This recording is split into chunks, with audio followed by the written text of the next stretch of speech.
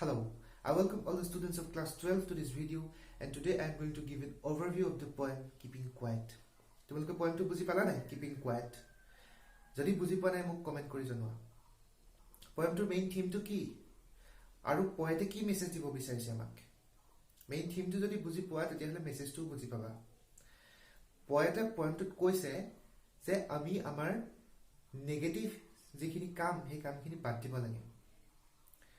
যিখিনি কামে প্ৰকৃতিৰ ওপৰত প্ৰভাৱ পেলাইছে, নেচাৰৰ ওপৰত প্ৰভাৱ পেলাইছে, সেই কামখিনি বাদ দিব লাগে। যিখিনি কামে মানুহক ক্ষতি কৰিছে, আমাৰ নিজক ক্ষতি কৰিছে, সেই কামখিনি বাদ দিব লাগে। সো নেচাৰে এটা ৰিফ্ৰেশমেন্ট বিচাৰিছে পয়েটৰ মতে। নেচাৰটো ৰিফ্ৰেশ হ'বলৈ কিছু টাইপ দিব লাগে।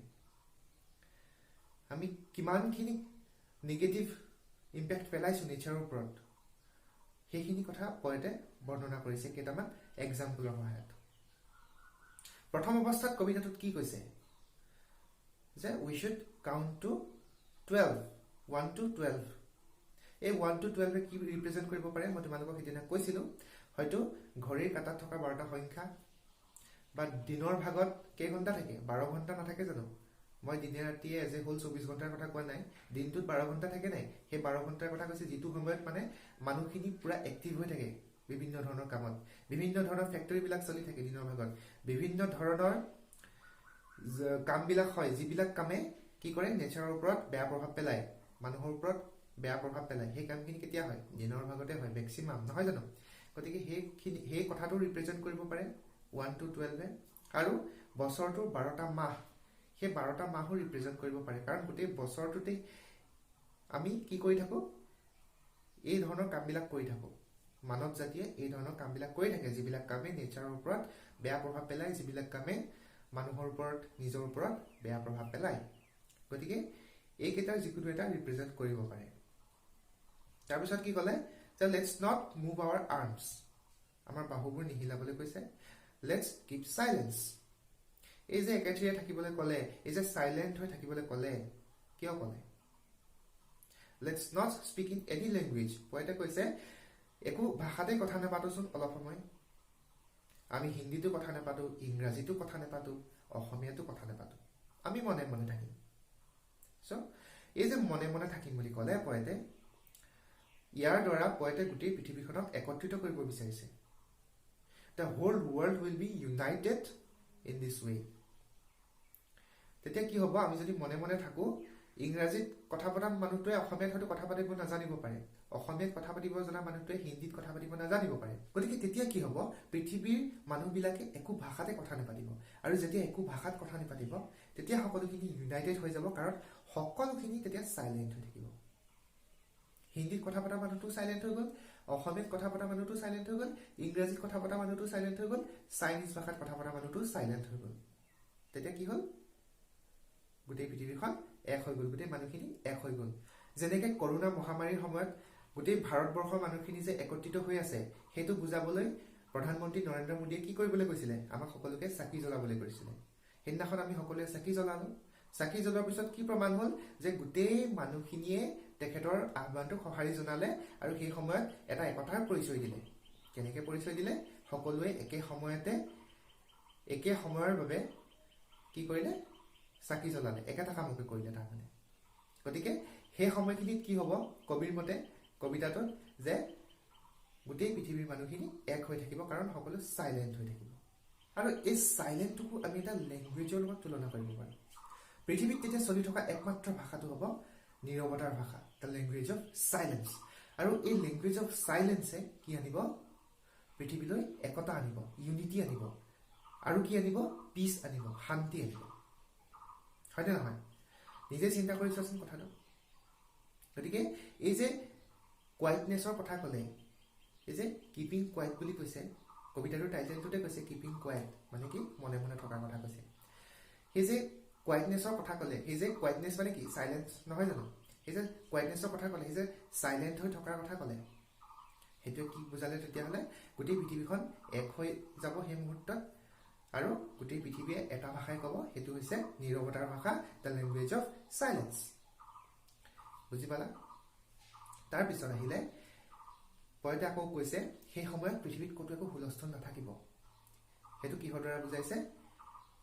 there will be no rush, no engines. ঠিক আছে, সেই তেতিয়া কি হৈছে লৰা ঢপৰা কামবিলাক নাথাকিব, মানুহবিলাকে ইটো সিটো লৰা ঢপৰা কামবিলাক যে কৰি ফুৰে সেইবিলাক নাথাকিব, ইঞ্জিনৰ শব্দবিলাক নাথাকিব, গতিকে গোটেই পৃথিৱীখন শান্ত হৈ থাকিব।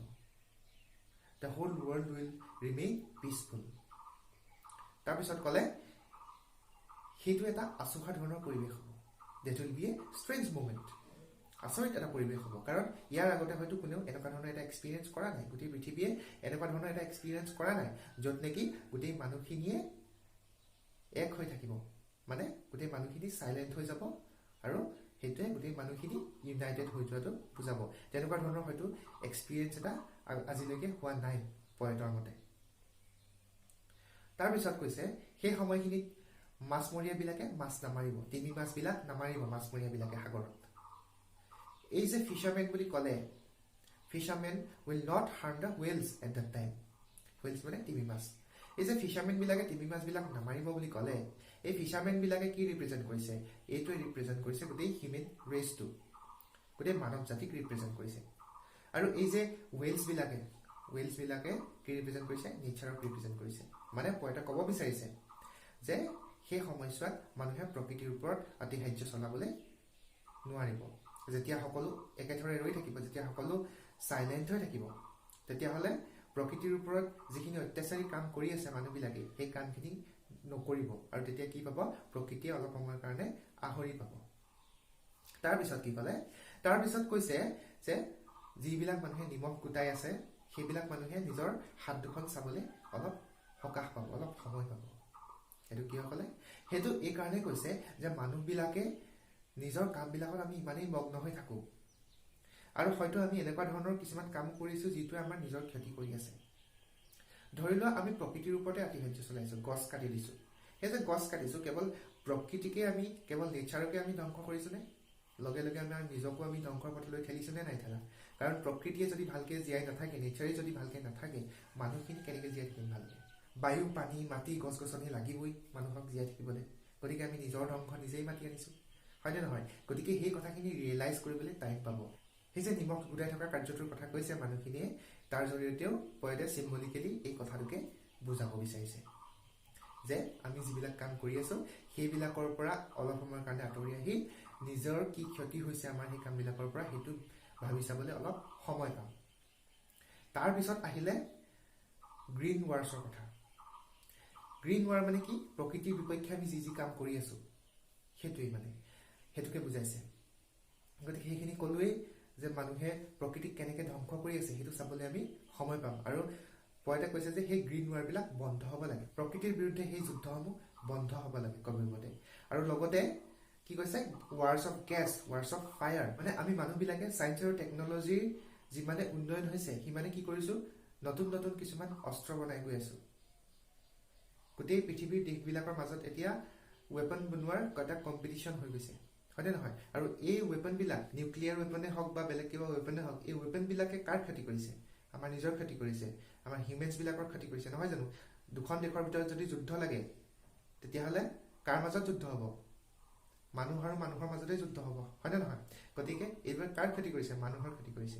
আৰু যে সেই অস্ত্ৰবিলাক বনাইছে, সেই অস্ত্ৰবিলাকৰ জৰিয়তে যদি যুদ্ধ এখন লাগে, ঠিক আছে, যুদ্ধ এখন লাগিলে যেনিবা দুখন দেশৰ মাজত বা গোটেই পৃথিৱীতে যুদ্ধ লাগিলে যেনিবা, থাৰ্ড ৱৰ্ল্ড ৱাৰ হৈ গ'ল, ঠিক আছে, থাৰ্ড ৱৰ্ল্ড ৱাৰ হৈ যোৱাৰ পিছত সেই তোমালোকৰ ছায়েন্স আৰু টেকন'লজিৰ সেই যে এডভান্স অস্ত্ৰবিলাক বনালা, এডভান্স ৱেপনবিলাক বনালা, সেইটোৱে যদি গোটেই পৃথিৱীৰ মানুহবিলাকক ধ্বংস কৰি দিয়ে, মাৰি পেলাই, সেই তোমালোকৰ সেই ছায়েন্স আৰু টেকন'লজিৰ সেই বিজয়টো চাবলৈ, সেই ভিক্ট্ৰিটো চাবলৈ কোন জীয়াই থাকিব?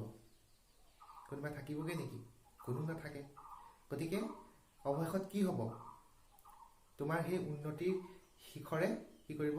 নিজকেই ধ্বংস কৰি পেলাব। গতিকে সেই কথাবোৰ পয়েটে অলপ ভাবি চাবলৈ কৈছে। গতিকে পয়েটে কি কৰিছে? ব্ৰাদাৰহুডৰ প্ৰমোশ্যন কৰিছে। He is promoting brotherhood, he is promoting peace. তেওঁ কৈছে যে আমি ভাতৃত্ববোধ জগাই তুলিব লাগে নিজৰ মাজত, তেতিয়া আমি কি কৰিব পাৰিম? এটা শান্তিৰ বাতাবৰণৰ সৃষ্টি কৰিব পাৰিম। সকলোৱে একলগ হৈ আমি কি কৰিব লাগে? অলপ সময় জিৰাব লাগে। আৰু কেনেকৈ জিৰাম? আমি যেতিয়া সকলোখিনি চাইলেণ্ট হৈ যাম, আমি যেতিয়া সকলোখিনিয়ে এই কথাটো ৰিয়েলাইজ কৰিম যে আমি কি কৰি আছোঁ, কাৰ ক্ষতি হৈছে এইবিলাকৰ পৰা, ঠিক আছে, সেই তেতিয়া কি হ'ব, আমাৰ মাজত শান্তি ঘূৰি আহিব পয়েটৰ মতে। আৰু কি কৈছে যে এই যে ইনএক্টিভ হৈ থকাৰ কথা ক'লে, টোটেল ইনএক্টিভিটিৰ কথা ক'লে পয়েটে, মানে চাইলেণ্ট হৈ থকাৰ কথা ক'লে, একেথৰে ৰৈ থকাৰ কথা ক'লে, এইটো কিন্তু কনফিউজ নহ'বলৈ কৈছে কিহৰ লগত, মানুহৰ লাইফটোৰ লগত। কাৰণ মানুহৰ লাইফটো এনি টাইম গৈয়ে থাকে, মানুহ মৃত্যুৰ মুখলৈ এনি টাইম গৈয়ে থাকে, গতিকে মানুহৰ লাইফটো চলিয়েই গৈ থাকিব। গতিকে আমাক মানে লিটাৰেল মিনিঙত কোৱা নাই যে তুমি একেথৰে ৰৈ থাকা। লিটাৰেল মিনিং মানে কি, প্ৰত্যক্ষ অৰ্থত আমাক কোৱা নাই যে তুমি একেথৰে ৰৈ থাকা, এইটো এটা চিম্বলিক মিনিং আছে। এই মিনিংটো কি, আমাক ৰিয়েলাইজ কৰিবলৈ কৈছে, গোটেই কথাখিনি ৰিয়েলাইজ কৰিবলৈ কৈছে আমাক। আমাৰ মনটোক ৰখাবলৈ কৈছে কিখিনি, যিখিনি আমি বেয়া কাম কৰি আছোঁ সেইখিনি ৰখাবলৈ কৈছে, যিখিনি আমি নিগেটিভ ইম্পেক্ট পেলাই আছোঁ নেচাৰৰ ওপৰত বা আমাৰ নিজৰ ওপৰত, সেইখিনি ৰখাবলৈ কৈছে আমাক। এইটো বুজোৱা নাই যে তোমালোক একেথৰে ৰৈয়ে থাকা, ক'ৰবাত ঘৰৰ ৰুম এটাৰ চুকত তুমি ৰৈ চাইলেণ্ট হৈ ৰৈ থাকা একেথৰে, ঠিক আছে, সেইটো কথা বুজোৱা নাই ইয়াত বুজাইছে আমাৰ নিজৰ মনটোক আমি বান্ধিব পাৰিম নে নাই সেই কথাটো বুজাইছে, নিজৰ মনটোক বান্ধিবলৈ কৈছে। আৰু কৈছে যে আমি মানুহবিলাকে নিজকে বুজি নাপাওঁ, সেইটো কবিয়ে দুখ প্ৰকাশ কৰিছে। এইটো এটা খুব দুখৰ কথা। This is a very sad thing for us that we do not understand ourselves. আমি মানুহবিলাকে নিজকে যে বুজি নাপাওঁ সেইটো এটা বহুত ডাঙৰ কথা। আৰু সেইকাৰণে আমি যে এই নিগেটিভ কামবিলাক কৰি আছোঁ সেইটো কাৰণেই কৰি আছোঁ। আমি যদি নিজক বুজি পালোহেঁতেন, আমি যদি নিজৰ কথা ভাবিলোহেঁতেন, তেতিয়া আমি কি ভাবিলোহেঁতেন, প্ৰকৃতিৰ কথাও ভাবিলোহেঁতেন, গোটেই আমাৰ লগতে আমাৰ চাৰিওফালে আশে পাশে থকা সকলোবোৰ বস্তুৰ কথা ভাবিলোহেঁতেন আমি। আৰু তেতিয়া আমাৰ কি হ'লহেঁতেন, এই যে মৃত্যুলৈ আমি ভয় কৰি পিনি কামবিলাক কৰি আছোঁ, ইমান লৰা ঢপৰাকৈ কামবিলাক কৰি আছোঁ, সেইবিলাক আমি বন্ধ কৰিলোঁ। আমিতো সেই কামবিলাক যে ইমান লৰা ঢপৰাকৈ কৰি আছোঁ একো চিন্তা নকৰাকৈ, কাৰ কাৰণে কৰি আছোঁ, আমি আমাৰ কাৰণে কৰি আছোঁ নহয় জানো? কিন্তু যদি আমিয়েই নাথাকোঁ পৃথিৱীত, তেতিয়াহ'লে এইবোৰ কি অৰ্থ থাকিব এইবোৰৰ, হয়নে নহয়? আমি কোনদিনাখন মৰো ঠিক নাই, হয়নে নহয়? গতিকে আমাৰ মৰাৰ পিছত এইবিলাকৰ কি হ'ব? আমি কৰি থৈ যোৱা কামবিলাকৰ কুফল কোনে ভুগিব? আমাৰ পিছৰ প্ৰজন্মই ভুগিব, হয়নে নহয়? গতিকে আমি এইবিলাক এতিয়াই বন্ধ কৰাটো খুব জৰুৰী। আমি যে সেই নিজক বুজি নাপাওঁ নহয়, সেইটোৱে বহুত ডাঙৰ কথা বুলি কৈছে পয়েটে। আৰু যেতিয়া আমি নিজক বুজি পাবলৈ শিকিম, মৃত্যুৰ ভয় আমাৰ মনৰ পৰা আঁতৰি যাব, তেতিয়া আমি কি কৰিব পাৰিম, এখন ভাল পজিটিভ ৱৰ্ল্ড গঢ়ি তুলিব পাৰিম। তাৰপিছত আমাক ক'লে যে প্ৰকৃতিৰ পৰা আৰু পৃথিৱীৰ পৰা আমি শিক্ষা লোৱা উচিত। প্ৰকৃতিয়ে কেনেকৈ নিজকে সজীৱ কৰি তোলে তোমালোকে মন কৰিছানে? মৃত্যুমুখী হোৱাৰ পৰা নিজকে কেনেকৈ সজীৱ কৰি তোলে তোমালোকে চাবা। এতিয়া বসন্তৰ আগে আগে কি হয়, গোটেই পাতবিলাক সৰি যায়, গছবিলাকৰ চব লথঙা লথং হৈ যায়, নহয় জানো? গোটেই পৰিৱেশটো কেনেকুৱা লাগে, যেন মৃত্যুমুখী এখন উপত্যকা। কিন্তু তাৰপিছত কি হয়, যেতিয়া বসন্তকাল আহে তেতিয়া নতুন কুঁহিপাত মেলে, প্ৰকৃতিয়ে নিজকে আকৌ সেউজীয়া কৰি তোলে, হয়নে নহয়? গতিকে ঠিক তেনেদৰে মানুহেও তাৰ পৰা শিক্ষা ল'ব লাগে। পয়েটে তাকেই কৈছে যে তোমালোকে যিখিনি কৰিলা এতিয়ালৈকে, কিন্তু সেইখিনিক বাদ দি এতিয়াৰ পৰা এটা নতুন আৰম্ভণি কৰিব পাৰি, এটা নতুন শিক্ষা ল'ব পাৰি। এই যে তোমালোকে ধ্বংস কৰি গৈ আছা প্ৰকৃতিক, পৃথিৱীক, নিজক ধ্বংস কৰি যে গৈ আছা, সেই ধ্বংস কৰি গৈ থকাৰ পৰা তোমালোকে অলপ সময় ৰোৱা, ভাবি চোৱা, কি কি ভুল কৰিছা ভাবি চোৱা, তাৰপিছত আকৌ নিজকে সজাই তোলা, নিজকে আকৌ সেউজীয়া কৰি তোলা, নিজকে সজীৱ কৰি তোলা, আকৌ সেই কথাটো কৈছে পয়েটে। আকৌ শেষত পয়েটে কি কৈছে, যে আকৌ কাউণ্ট কৰাৰ কথা কৈছে। প্ৰথম অৱস্থাত কাউণ্ট কৰাৰ কথা কৈছিলে, তাৰপিছত বুজালে কি কি কাৰণে আমি কাউণ্ট কৰিব লাগে 1 to 12, কি কি কাৰণে আমি অলপ সময় চাইলেণ্ট হ'ব লাগে, কি কি কাৰণে এইবিলাক পয়েটে কৰিবলৈ কৈছিলে, সেইটো বুজালে। তাৰপিছত এতিয়া কৈছে যে তোমালোকে যিহেতু কথাখিনি বুজি পাইছা, গতিকে এতিয়া কাউণ্টটো ষ্টাৰ্ট কৰা আৰু মই ইয়াৰ পৰা যাওঁ। পয়েটে মেডিয়েটৰৰ ভূমিকা পালন কৰি আছিলে, মধ্যস্থতাকাৰী ভূমিকা পালন কৰি আছিলে। গতিকে আমি যিহেতু বুজি পালোঁ, আমি বুজি পোৱাৰ পিছত কি হ'ল, পয়েটে ভাবিছে এতিয়া তেওঁৰ কোনো কাম নাই। অলৰেডি ৰিডাৰ্ছবিলাকে গম পাইছে, মানুহবিলাকে বুজি পাইছে কথাটো, তেওঁ কি ক'ব বিচাৰিছে। গতিকে পয়েটৰ আৰু ইয়াত কাম নাই। গতিকে তেওঁ কোৱা কথাখিনি ভালদৰে অনুধাৱন কৰি সেই দিশত আগবাঢ়িবলৈ পৰামৰ্শ দি তেখেতে বিদায় মাগিছে। গতিকে গোটেই কবিতাটোত এটা গভীৰ অৰ্থ সোমাই আছে, হয়নে নহয়? অকল পৰীক্ষাত আহিব বুলিয়েই নহয়, তোমালোকে এইটোৰ পৰা বহুত কথা শিকিব পাৰিবা বা শিকিছা তোমালোকে, হয়নে নহয়? কি কি শিকিছা তোমালোকে মোক কমেণ্ট কৰি জনোৱাচোন। কি কি নতুন শিক্ষা লাভ কৰিলা এই পয়েমটোৰ পৰা? ঠিক আছে, তেতিয়াহ'লে বুজি পালা বুলি ভাবিছোঁ তোমালোকে। যদি পোৱা নাই মোক জনাবা। Then I will see you in the next video. Till then, take care.